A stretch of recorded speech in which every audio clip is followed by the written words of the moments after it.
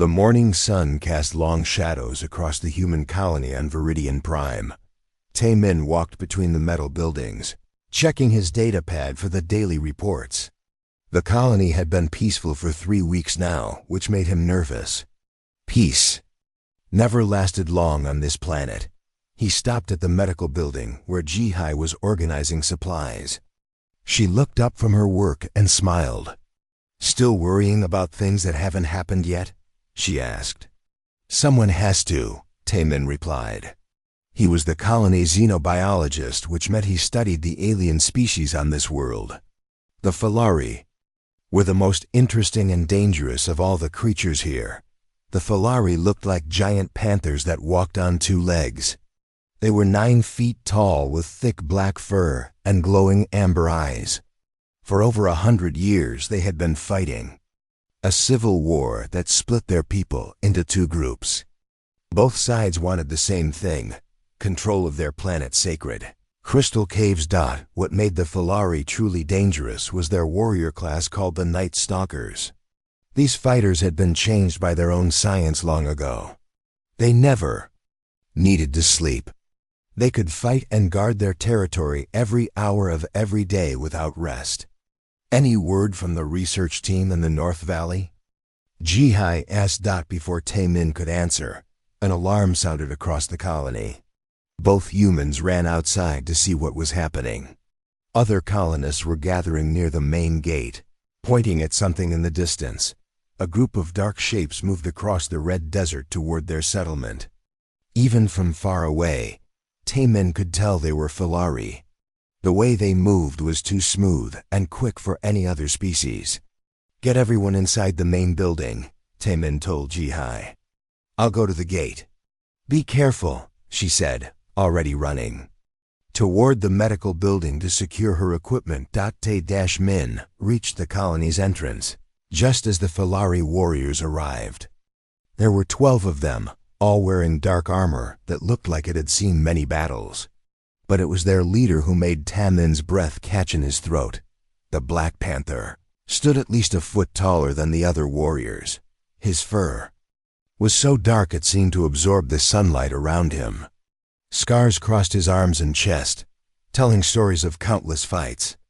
His amber eyes fixed on Tae-min with an intensity that made the human feel like prey. This was Kelthen, the most famous night stalker on the planet. Stories said he had not slept for over 40 years. He had fought in every major battle of the Civil War and had never been defeated. "Human," Kelthen's voice was deep and rough. "We require your medical services." Tae-min tried to keep his voice steady. "Our colony remains neutral in your conflict. We treat anyone who needs help, regardless of which side they fight for."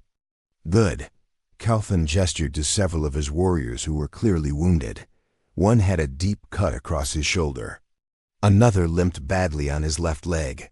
"These warriors need healing. Your medicine is better than ours. Of course. Please, bring them to our medical building." Tae-min led the way, trying not to show how nervous he felt. As they walked through the colony, Tae-min noticed something strange about Kelthen. The great warrior's hands had a slight tremor. His eyes, while alert, seemed to look at things that weren't there for just a moment. When a small maintenance robot rolled past, Kelthen's head snapped toward it with the speed of someone expecting an attack. These were not the actions of a perfectly controlled fighter. These were signs of stress, maybe even exhaustion. But how could someone who never slept be tired? Ji-hai was waiting at the medical building with her supplies ready. She showed no fear as the massive Falari warriors entered her space. This was why Tae-min respected her so much. She treated everyone with the same calm professionalism. "Please have your injured warriors sit on these tables," she said. "I'll need to scan their wounds first." As Ji-hai began her work, Tae-min watched Kelthen. The Black Panther stood perfectly still near the door, but his eyes never stopped moving. He watched every corner of the room, every movement Ji-hai made, every shadow that shifted as the sun moved outside. "How long has it been since you last rested?" Taemin asked quietly, Kelfin's gaze fixed on him. Night Stalkers do not rest. We are the eternal guardians of our people. But surely you must take breaks from active duty? There are no breaks in war, human. There's only victory or death. Taemin pulled out his datapad and pretended to check something while actually recording his observations. Kelfin's speech was precise, but there were tiny pauses between words that hadn't been there at the start of their conversation. The warrior was having to think harder to speak clearly. Your genetic modifications allow you to function without sleep, Taemin sighed. But at what cost? For a moment, something flickered in Kelfin's eyes. It might have been pain or regret, but it was gone so quickly that Taemin almost thought he imagined it. The cost is paid willingly, Kelfin said. Sleep is the cousin of death. To sleep is to abandon your duty. Ji-hai finished treating the wounded warriors. The injuries are healing well, she reported. But I recommend rest for at least 2 days. We leave now, Kelfin said. The enemy does not rest, so neither do we. As the Falari prepared to go, Taemin made a decision that would change everything. Kelfin, would you be willing to let me study your people's condition? I might be able to help with the side effects of your modifications. The Black Panther paused at the door. There are no side effects. We are perfect warriors. But as he said this, his left hand trembled slightly, and he blinked several times as if trying to clear his vision. Of course, Taemin said gently. But if you ever change your mind, our offer stands. The Falari warriors left as quickly as they had come, disappearing into the desert like shadows. But Taemin stood at the gate long after they were gone, thinking about what he had seen. That night, he sat with Ji-hai in the colony's common room, sharing his observations. Did you notice how he kept looking at empty spaces? Taemin asked. Like he was seeing things that weren't there. And the hand tremors, Ji-hai added. Those are signs of neurological stress. His brain might be showing strain from the modifications. 40 years without sleep, Taemin said quietly. No dreams, no rest, no chance for his mind to process experiences. What does that do to a person? Ji-hai was quiet for a moment. Nothing good, she finally said. The human brain needs sleep to function properly. Without it, we develop hallucinations, memory problems, and eventually complete mental breakdown. But they're not human. Maybe their brains work differently. Maybe, but some things might be universal. The need for rest, for peace, for a moment when you don't have to be strong. As they talked, neither of them noticed the dark shape watching their colony from a distant hill. Kelfin had returned alone, drawn by something he couldn't name. He stood in the night, his amber eyes fixed on the warm lights of the human settlement. For reasons he didn't understand, the memory of the humans' calm voices and gentle movements stayed with him. In 40 years of war, he had forgotten that such gentleness could exist, but duty called, and the Black Panther melted back into the darkness, carrying his burden of eternal vigilance into another sleepless night. 3 days after the first visit, more Falari warriors arrived at the human colony.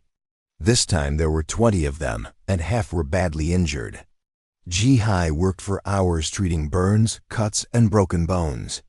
But it was what she found in their blood tests that worried her most. Taemin, you need to see this, she called from her laboratory. He hurried over to look at the results on her screen. The numbers made no sense at first. What am I looking at? Stress hormones, Ji-hai explained. In humans, these chemicals help us deal with danger. But they're supposed to go down when we rest and sleep. Look at these levels. The readings were 10 times higher than normal. Even worse, they showed no variation over time. The stress chemicals in the Falari blood never dropped, not even for a moment. Their bodies are in constant fight or flight mode, Taemin realized. For years, maybe decades. It gets worse, Ji-hai said, pulling up another screen. I found traces of proteins that only appear when brain tissue is damaged. These warriors aren't just tired. Their brains are slowly breaking down from the constant stress. That evening, Kelthon returned alone. He stood at the colony gate as the sun set, his massive form silhouetted against the red sky. Taemin went out to meet him. "Your warriors are healing well," Taemin said. "But I think we need to talk." "Talk? About what, human? About what's happening to your people? The real cost of your modifications." Kelthon was quiet for a long moment. Then he walked past Taemin into the colony. "Show me." In the medical building, Ji-hai explained her findings. She spoke gently, showing Kelthon the test results and what they meant. The great warrior listened without interruption, his amber eyes growing darker with each revelation. "You're telling me we are dying slowly," he said finally. "Your bodies are surviving," Ji-hai corrected. "But your minds are paying a terrible price. The constant stress, the lack of rest, the inability to process traumatic memories, it's all building up." "How long do we have?" "It varies," Taemin said. "Some warriors might function for 50 years or more. Others might break down sooner. But eventually, all Night Stalkers face the same end." Kelthon's hands clenched into fists, the gray madness. "You know about it? It has a name among our people. Warriors who have served too long become like statues. They stand and stare at nothing. They don't speak, don't eat, don't respond to anything around them. We always thought it was weakness." "It's not weakness," Ji-hai said firmly. "It's what happens when a mind carries more stress than it can handle. In humans, sleep helps us process difficult experiences. Dreams help us sort through memories and emotions. Without that release, everything builds up until the mind simply shuts down to protect itself." Kelthon walked to the window and stared out at the desert. "I became the Black Panther when I was 15 years old. The previous leader had just succumbed to the gray madness. He stood in the middle of a battle, not moving, while enemies attacked all around him. We had to carry him away like a broken statue."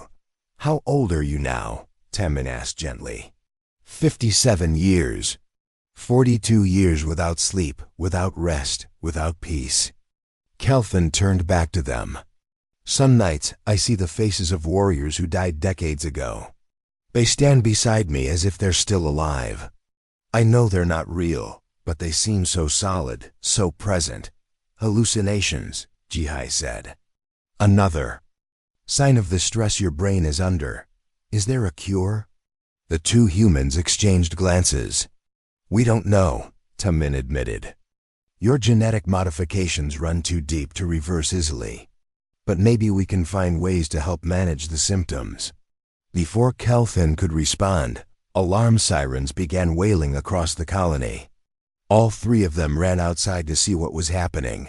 Explosions lit up the night sky to the north. The sounds of battle echoed across the desert. Energy weapons firing, metal clashing against metal, and the roars of Filari warriors in combat. "The Crystal Caves," Kelthon said, his voice tight with urgency. "The other faction is making a major push. More explosions, closer this time." Then they heard something that made Taemin's blood run cold, the high-pitched whine of aircraft engines approaching fast. "Everyone inside the main building now." Ji-hai shouted to the colonists who had come out to see what was happening. Enemy aircraft swept over the colony, their weapons lighting up the ground with deadly energy beams. Buildings exploded around them as the humans ran for cover. Kelthon didn't run. He stood in the center of the colony as the attack unfolded around him. His own weapons appeared in his hands as if by magic, twin energy blades that glowed white-hot in the darkness. The first enemy fighter that swooped low enough met its end as Kelthon leaped impossibly high and sliced through its wing. The aircraft crashed in a ball of fire beyond the colony walls. Ground troops followed the air attack, dozens of Filari warriors in different armor than Kelthon's forces. They poured through the gaps the aircraft had blown in the colony's defenses. What happened next was like watching a legend come to life. Kelthan moved through the attacking warriors like death itself. His blades cut through armor and weapons with equal ease. His speed made him seem like he was in 3 places at once. But Tae-min, watching from the shelter of the main building, saw something the attackers didn't. Kelthan's movements, while still deadly, were not as smooth as they had been days before. Twice he stumbled slightly. Once he swung at an enemy who wasn't quite where Kelthan thought he was. The hallucinations were affecting his fighting. The battle lasted 20 minutes. When it was over, the attacking force had been completely destroyed. Kelthan stood alone in the center of the colony, surrounded by the wreckage of the fight. But as Tae-min and Ji-hai approached him, they saw the true cost of the victory. Kelthan swayed on his feet, his amber eyes unfocused. Blood ran from several wounds that should have been easy for a warrior of his skill to avoid. The faces, Kelthan whispered. They were fighting beside me. Old friends, old enemies. All mixed together. I couldn't tell which were real. He collapsed to one knee, his great strength finally failing him. For the first time in 42 years, the Black Panther looked truly vulnerable. "Let us help you," Ji-hai said, kneeling beside him. "I cannot be weak," Kelthan said, but his voice lacked its usual conviction. "My people depend on me." "Your people need you alive and sane," Tae-min said. "Not broken and hallucinating." Kelthan looked at them both, and in his eyes was something neither human had expected to see, hope mixed with desperate fear. "What would you have me do? Trust us," Ji-hai said simply. "Let us try to help." The great warrior nodded slowly. In that moment, he stopped being just the legendary Black Panther and became something more fragile, a person who had been carrying an impossible burden for far too long. As they helped him to the medical building, none of them knew that this night marked the beginning of something that would change not just Kelthan's fate, but the future of his entire species. The medical building was full of injured colonists and Falari warriors. The enemy attack had hurt people on both sides, and Ji-hai worked through the night treating everyone who needed help. Tae-min helped where he could, but mostly he watched. Kelthan, the Black Panther, sat on a chair near the corner, refusing to lie down on one of the medical beds. His wounds had been cleaned and bandaged, but it was the wounds that couldn't be seen that worried Tae-min most. Every few minutes, Kelthan would turn his head suddenly, as if someone had called his name. His eyes would track movement that wasn't there. Sometimes his lips would move silently, as if he was talking to invisible people. "The stress is getting worse," Ji-hai whispered to Tae-min as they worked. "His brain is starting to break down faster now." The battle tonight pushed him past some kind of limit. Around midnight, when most of the serious injuries had been treated, Ji-hai found herself alone with a young human colonist who couldn't sleep. The girl was only 8 years old, and the explosions had scared her badly. "I want to go home," the little girl whispered. "I know, sweetie," Ji-hai said gently. "But you're safe here. Nothing bad will happen to you." Without thinking about it, Ji-hai began to sing softly. It was an old lullaby her own grandmother had sung to her when she was young. "Twinkle, twinkle, little star." The melody was simple and gentle, designed to calm frightened children and help them sleep. "Twinkle, twinkle, little star, how I wonder what you are. The little girl's breathing began to slow as the familiar song worked its magic. But something else was happening. In the medical building, the other injured humans were listening too, their tight faces relaxing as the peaceful melody filled the room. Even more surprising, the wounded Falari warriors were reacting to the song, their rapid breathing slowed. The tension in their muscles eased. One warrior who had been restlessly shifting on his bed became still and calm. But the most dramatic change was in Kelthan. The great warrior had stopped his constant scanning of empty corners. His hands, which had been trembling slightly for hours, became steady. For the first time since the battle, he looked directly at Jihai instead of at things that weren't there. Up, up, above the world so high, like a diamond in the sky, ... Jihai finished the song, and the medical building fell into a peaceful quiet that none of them had felt in a long time. The little girl had fallen asleep in her chair.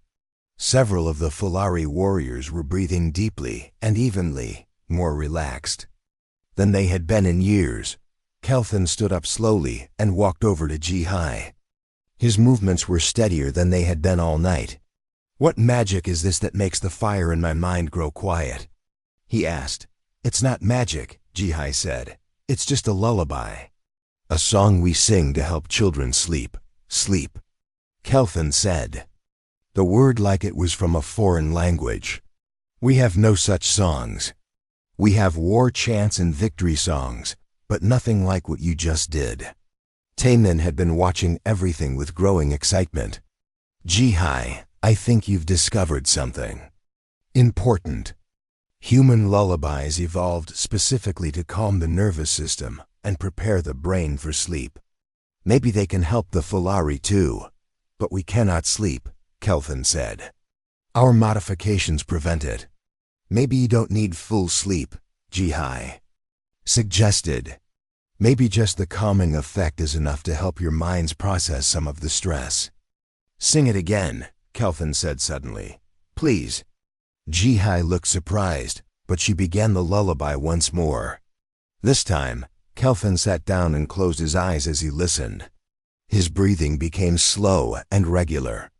The lines of pain and stress that had marked his face for decades seemed to soften.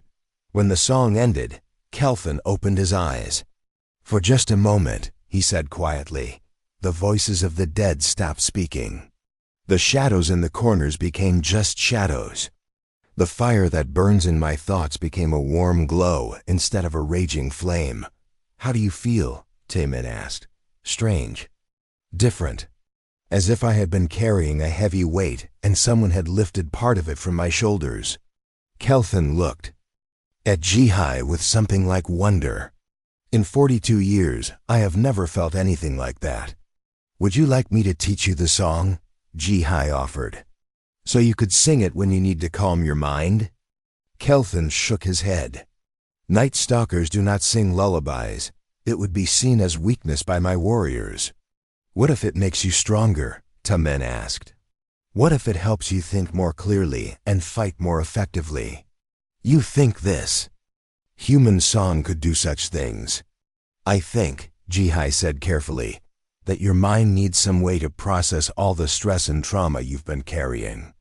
If a simple song can give you even a few minutes of peace, that might be enough to help your brain heal a little." Kelvin was quiet for a long time, thinking about what they had said. Finally, he spoke. "My people believe that sleep is weakness because it leaves you vulnerable to attack. But what if the real weakness is a mind that cannot think clearly because it carries too much pain?" "That's very wise," Taemin said. "If I were to allow you to study this further," Kelvin said slowly, "what would you need?" Jihai's eyes lit up. "I would need to monitor your brain activity while you listen to different types of music. I'd want to see which sounds have the most calming effect. And I'd need other Fulari volunteers to test whether this works for all night stalkers or just you. And if it works, if you can prove that these human songs help us, then maybe we can develop a treatment," Taemin said. "Something that could help all night stalkers manage the stress of their modifications without giving up their strength as warriors." Kelvin stood and walked to the window. Outside, the first light of dawn was beginning to show on the horizon. "I have led my people in war for 27 years. In all that time, I have never considered that there might be another way to be strong." He turned back to face them. "Very well. I will help you with this research. But it must be kept secret from my warriors until you can prove it works." "They would not understand." "Of course," Jihai agreed. "There is one more thing," Kelvin said. "If this fails, if it makes me weaker instead of stronger, I will stop the experiments immediately. I cannot risk the safety of my people for the possibility of peace in my own mind. We understand, Taemin said. But Kelthan, what if it doesn't make you weaker? What if it makes you the strongest leader your people have ever had? The Black Panther looked at them both for a long moment. Then, for the first time since they had met him, he smiled. It was a small smile, tired and sad, but real. Then perhaps, he said quietly, my people might finally learn what it means to have peace as well as strength. As the sun rose over Viridian Prime, none of them could have guessed that their simple experiment with human lullabies was about to change the course of an entire civilization's history. In the distance, war drums were beating as both sides of the Falari civil war prepared for another day of battle. But in the small human medical building, something new was being born, the first hope for peace that the Night Stalkers had known in over a century.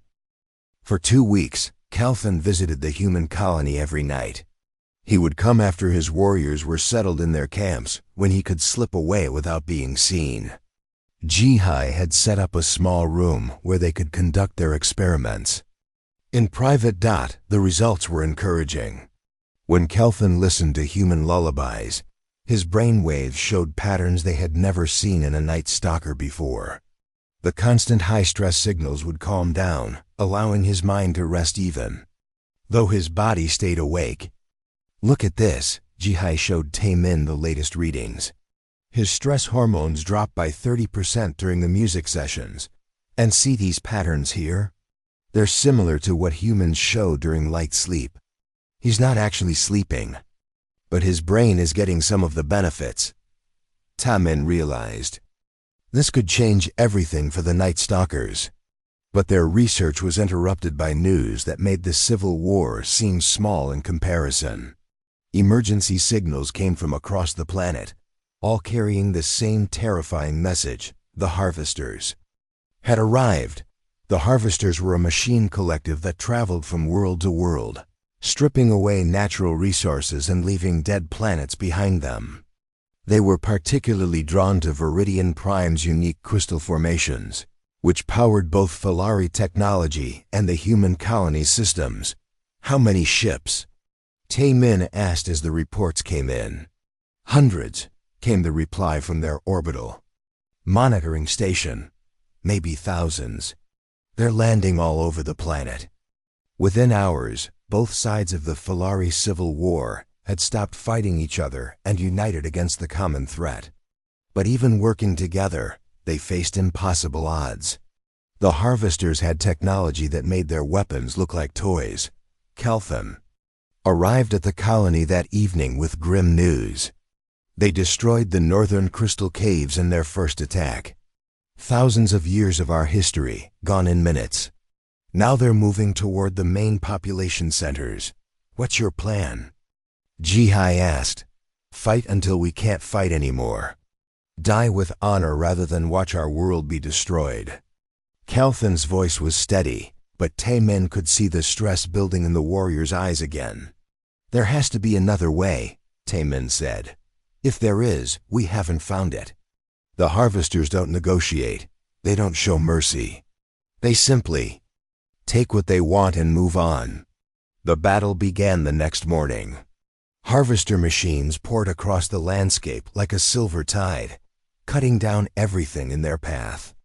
The Falari fought bravely, but they were vastly outnumbered. For 3 days and nights, the fighting continued without stop. The Night Stalkers led the defense, their sleepless nature finally proving to be an advantage, while other warriors had to rest. They could fight continuously, but even they had limits. On the 4th day, Kelthan staggered into the human colony covered in blood and barely able to stand. Behind him came a dozen of his warriors, all showing signs of complete exhaustion. We can't hold them much longer, he gasped. 2 of my best fighters collapsed during the last battle.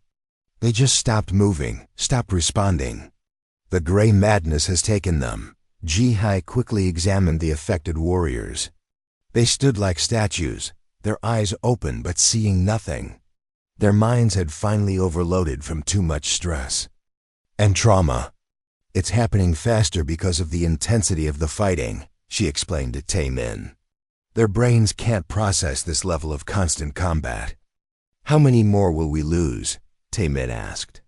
All of them eventually, Ji-hai said quietly. Unless we can find a way to help them cope with the stress. That night, as the humans worked desperately to treat the wounded and exhausted Falari, the Harvester forces launched their largest attack yet. The sound of explosions grew closer and closer to the colony. Kelvin tried to lead his remaining warriors into battle, but he collapsed before he could take 10 steps. Tae-min caught him as he fell, feeling how the great warrior's body shook. With exhaustion, the voices won't stop, Kelvin whispered. All the warriors who have died in the past 4 days, they're all talking to me at once. I can't tell what's real anymore. His amber eyes were wild and unfocused.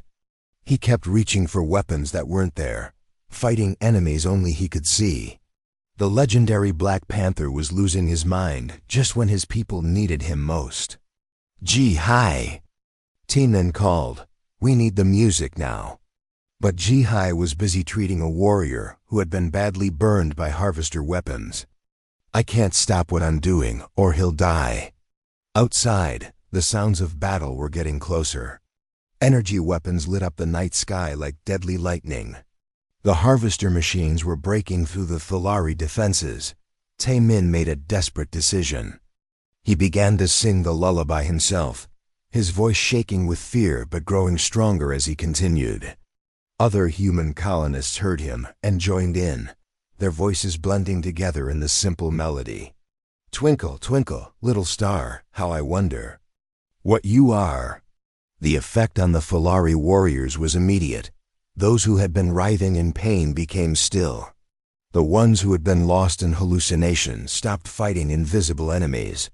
Even the warriors suffering from gray madness seemed to focus slightly on the sound. But it was Kelvin who showed the most dramatic change. As the human voices sang together, his wild eyes began to clear. His shaking hands became steady. The confusion left his face, replaced by the focused intelligence that had made him a legend. Up above the world so high, like a diamond in the sky. As the lullaby continued, Kelvin slowly sat up. For the first time in days, he looked completely aware of his surroundings. But instead of relief, his face showed something else, determination mixed with a terrible understanding. I know what I must do, he said quietly. What do you mean? Tae-min asked. Kelvin stood, his movements controlled and purposeful. The music has cleared my mind enough to see the truth. We cannot win this battle through strength alone. But perhaps we can win it through wisdom. I don't understand. The Harvesters are machines. They calculate odds and make logical decisions.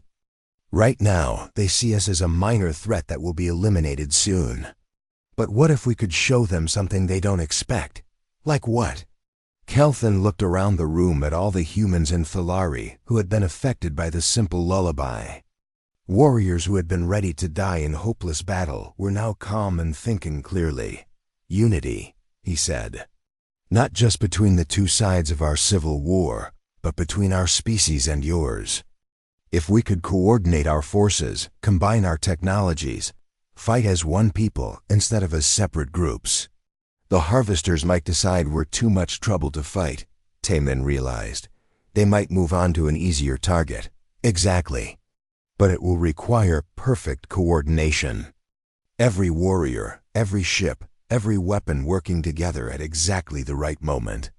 And for that to happen, we need clear minds that can think and plan instead of just react. Outside, a massive explosion shook the building. The final Harvester assault was beginning.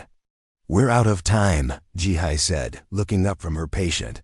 Kelvin nodded grimly. Then we make our stand here and now, but first ... He turned to all the humans in the room. Sing, sing for all of us. Help every Falari warrior find the clarity they need for what comes next.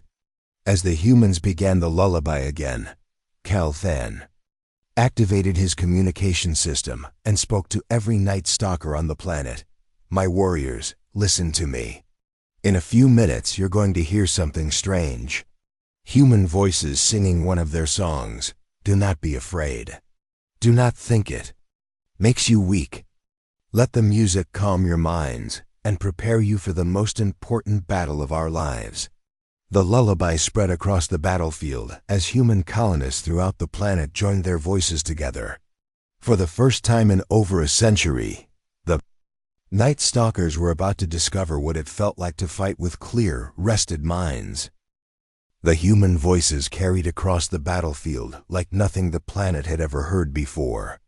Through communication systems and emergency broadcasts, the simple lullaby reached every Filari warrior fighting the harvester machines. At first, many of the Night Stalkers were confused. War songs they understood, but this gentle melody seemed out of place in the middle of a desperate battle. But as the music continued, something remarkable began to happen. Warriors who had been fighting in blind rage started to think clearly. Those who had been seeing hallucinations found their vision becoming sharp and focused. The constant trembling that plagued many Night Stalkers stopped as their stressed minds finally found a moment of peace. Twinkle, twinkle, little star, how I wonder what you are. In the human colony, Kelthan stood with his eyes closed, letting the music wash over him. Tamin watched in amazement as the great warrior's face changed. The lines of stress and exhaustion that had marked his features for weeks began to fade. His breathing became deep and regular. It's working, Jihai whispered. Look at his brain. Activity. On her monitor, Kelthan's brain waves showed patterns they had never seen before in a Night Stalker. For a few precious minutes, his mind was experiencing something close to what humans called rest. Not sleep, but a peaceful state that allowed his thoughts to organize and his memories to settle. When the lullaby ended, Kelthan opened his eyes. But these were not the same eyes that had been wild with hallucinations just minutes before. They were clear, focused, and filled with the intelligence that seemed sharper than ever. I can see it now, he said quietly. The whole battle like a map in my mind. Every harvester position, every weakness in their formation. The music has given me something I haven't had in 40 years, the ability to think instead of just react. He activated his communication system again, but this time his voice carried across the planet with absolute authority. All units, this is the Black Panther. I want you to listen carefully because we're about to do something that has never been done before. What followed was the most complex military coordination in Filari history. Kelthan's rested mind could see patterns and opportunities that had been invisible to him before. He directed warriors with surgical precision, coordinating attacks that struck at exactly the right moments. But he wasn't the only one who had been changed by the lullaby. Across the planet, Night Stalkers were fighting with a clarity they had never experienced. For the first time in their lives, they could plan ahead instead of simply reacting to immediate threats. The harvester machines, which had been winning through superior numbers and firepower, suddenly found themselves facing an enemy that could outthink them. Coordinated attacks hit their supply lines. Ambushes appeared where their calculations said no Filari should be. Their seemingly unstoppable advance began to slow down in the colony. The humans continued to sing. Not just the original lullaby now, but variations and harmonies that Tamin had remembered from his studies of Filari culture. The music became a bridge between the two species, combining human understanding of rest with Filari musical traditions. Other Filari warriors began to join the singing. At first it was just humming, along with the human voices, but gradually they added their own notes and rhythms. The lullaby became something new, a song of peace that could exist even in the middle of war. The harvesters are retreating from the Eastern Front, came a report over the communication system. They're pulling back to regroup. Western forces. Reports similar movement, came another voice. They seemed confused by our new tactics. Kelvin smiled, and Tane then realized it was the first time he had seen the warrior look truly happy. They're used to fighting enemies who attack in predictable patterns, but we're not the same fighters we were an hour ago. The battle continued for another 6 hours, but the outcome was no longer in doubt. The harvester machines, faced with an enemy that could coordinate perfectly and think several steps ahead, began to withdraw from the planet entirely. As the sun rose on the 5th day, the last harvester ship lifted off from Viridian Prime. The invasion was over, and the impossible had happened. The defenders had won, but the real victory was happening in the minds of the Night Stalkers. For the first time in over a century, Filari warriors were experiencing something they had never thought possible: mental peace alongside physical strength. "How do you feel?" HFY asked Kelvin as they watched the final harvester ship disappear into space. "Different," he said after a moment. "For 42 years, I have carried the weight of every battle, every decision, every warrior lost under my command. The memories were like a fire that never stopped burning in my mind. But now ... He paused, searching for words. "Now the fire is still there, but it's controlled. Like a flame in a hearth instead of a wildfire destroying everything in its path.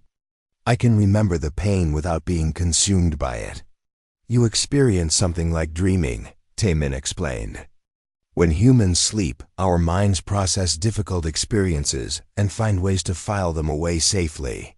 The lullaby gave your brain a chance to do some of that processing." "Dreams," Kelvin said the word wonderingly. "We have legends about dreams. But I thought they were just stories. You're telling me that humans experience this every night?" "Every night," HFY confirmed. "It's how we stay sane despite all the difficult things we face in life." Kelvin was quiet for a long time, thinking about what this meant. Finally, he spoke again. "I want to learn more. Not just for myself, but for all Night Stalkers. If we can find a way to have rest without losing our strength, we could be better protectors of our people." "What about the Civil War?" Taemin asked. "Will your people go back to fighting each other now that the harvesters are gone?" "No," Kelvin said firmly. "Today we discovered something more valuable than any crystal cave or territory. We learned that we are stronger together than apart. The Civil War is over." Over the following days, something remarkable happened on Viridian Prime.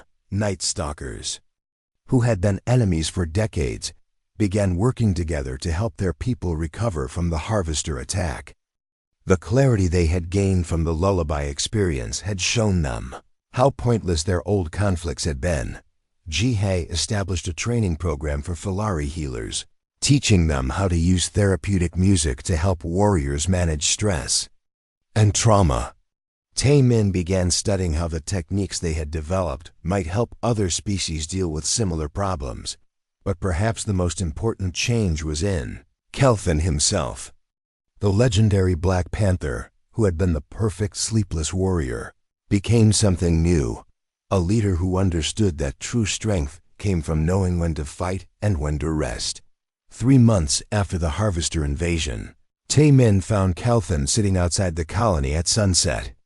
The great warrior was teaching a group of young Filari the human lullaby, his deep voice mixing with their higher ones in a harmony that would have been impossible to imagine just a few months before. "How are the nightmares?" Taemin asked. "Still there," Kelvin admitted. "But they're just memories now, not wounds that never heal. I can remember the pain without feeling it fresh every time." "And the hallucinations?" "Gone. My mind is clear in a way it hasn't been since I was a child." Kelvin looked at Taemin with eyes that held deep gratitude. "You and HFY gave me something I thought was impossible, peace within strength." "You gave us something too," Taemin said. "You showed us that even the most unlikely solutions can work if people are willing to trust each other." As the young Filari continued their singing lesson, Kelvin stood and walked to the edge of the cliff that overlooked the desert. Kelvin stood and walked to the edge of the cliff that overlooked the edge of the cliff, that overlooked the desert. Distance, the crystal caves that had been the source of so much conflict, now glowed peacefully in the setting sun. "I have a confession," he said quietly. "That first night after the battle, when I experienced the lullaby's full effect, I did something I haven't done in 42 years. What was that?" Calvin turned to face him, and his expression was one of wonder mixed with gratitude. "I dreamed.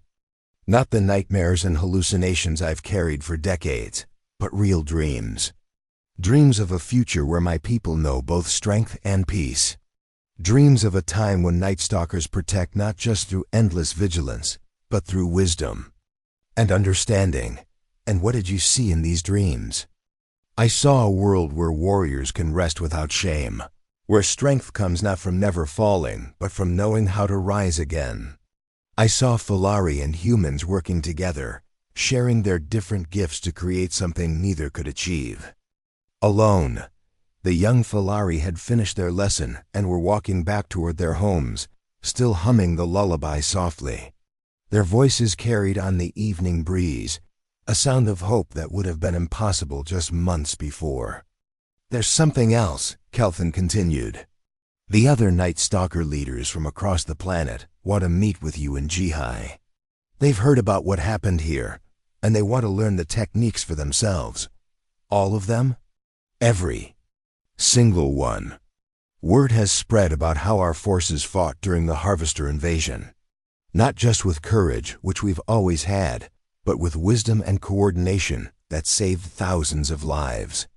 They want to understand how the human songs can make us better protectors of our people." Taemin felt a surge of excitement. "This could change everything for your entire species."